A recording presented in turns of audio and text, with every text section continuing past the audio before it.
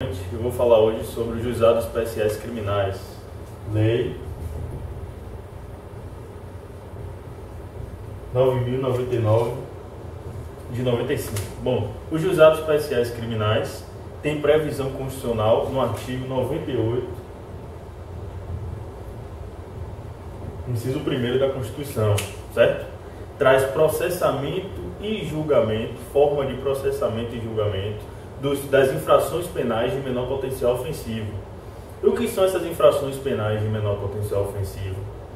Bom, nada mais é do que as contravenções penais e os crimes com pena máxima até 2 anos.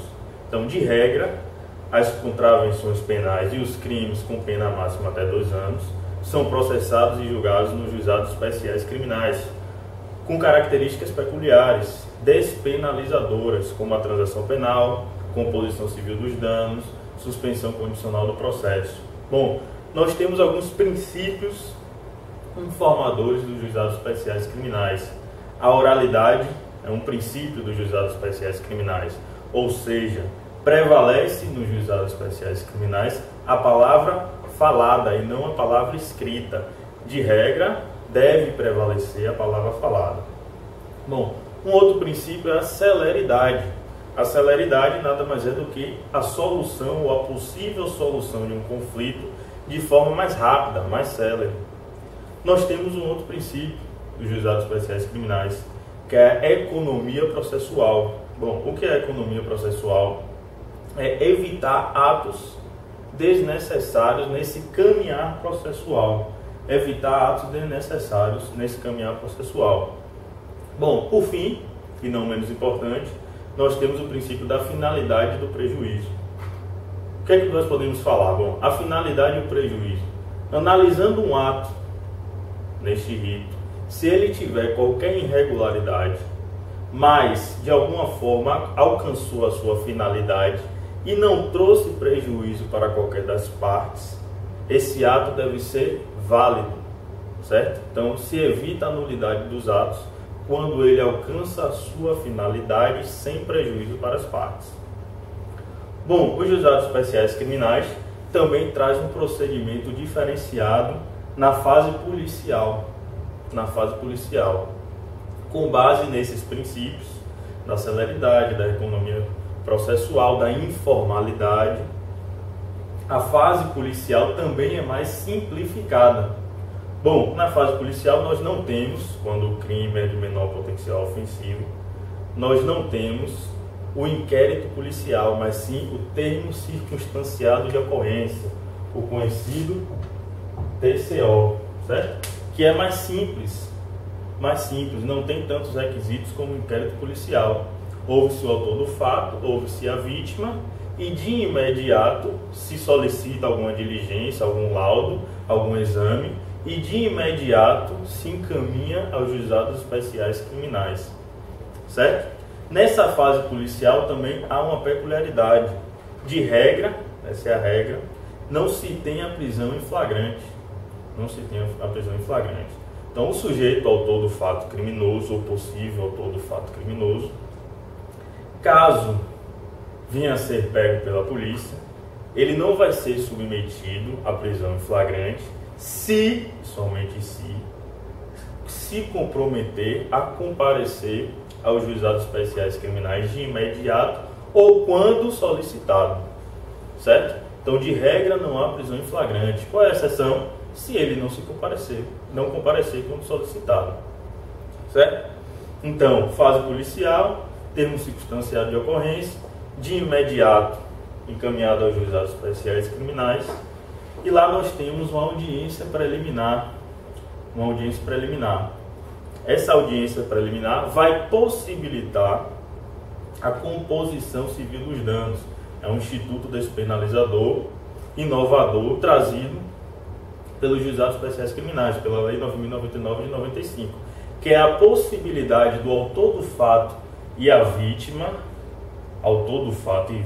comporem essa relação, entrarem num acordo de possíveis danos sofridos pela vítima. Então, é a possibilidade de um acordo entre autor do fato e vítima.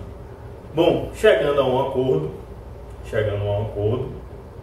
se a ação penal for pública, condicionada à representação, ou privada, há uma renúncia ao direito de queixa, ou de representação pela vítima, ou seja, o processo morre ali. Mas se a ação penal for pública incondicionada, ou seja, o autor do fato, o senhor da ação, o Ministério Público, mesmo havendo a composição civil dos danos, esse processo vai para a próxima fase. Mas tem um detalhe sobre a composição civil dos danos. Caso haja o acordo entre autor do fato e vítima, caso haja esse acordo vai ser homologado pelo juiz, e dessa decisão homologatória, isso é importante, não cabe recurso. Da decisão que homologa o acordo, a composição civil dos danos, não há previsão de recurso, certo? E se o autor do fato ficou de me pagar R$1.000 por um crime em que eu fui vítima, não cumpriu esse acordo, o que é que eu faço? Bom, pega aquele acordo, vai para a seara cível para você executar aquele valor que você tem direito, certo?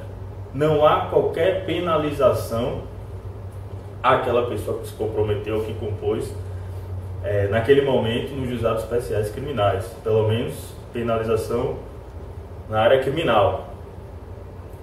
Aquele acordo vai ser executado na área civil. Bom, próximo passo.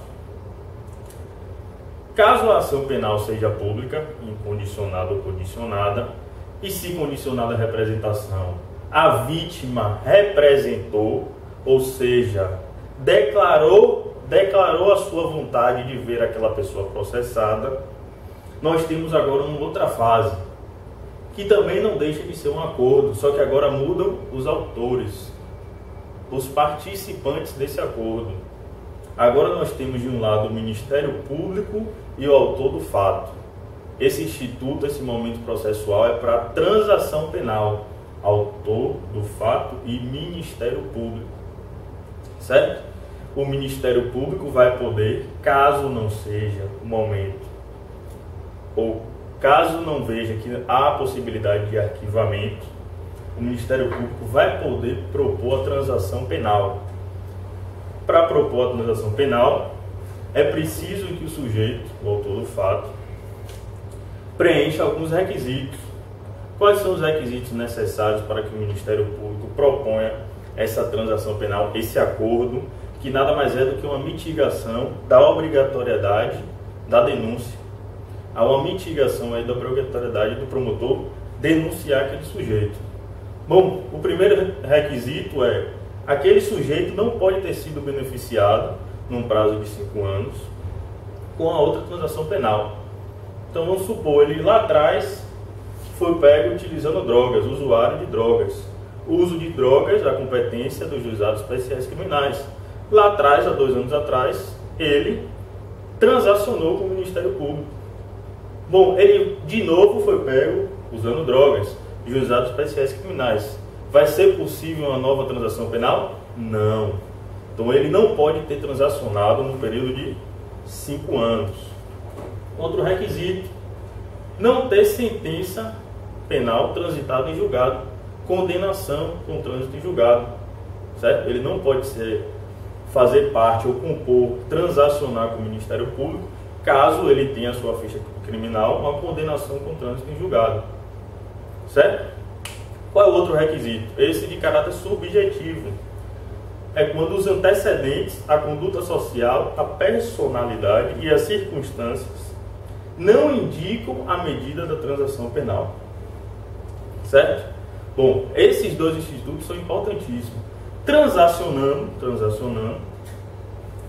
essa transação penal também vai para a homologação do juiz. Só que, diferente da composição civil dos danos, essa transação penal é passível, ou melhor, a homologação da transação penal é passível de recurso, certo? Bom, eu vou ficar por aqui. Tem muito mais coisa para tratar, mas pelo adiantar da hora, nada impede que a gente continue mais lá na frente. Eu queria deixar um recado, uma frase de Paulo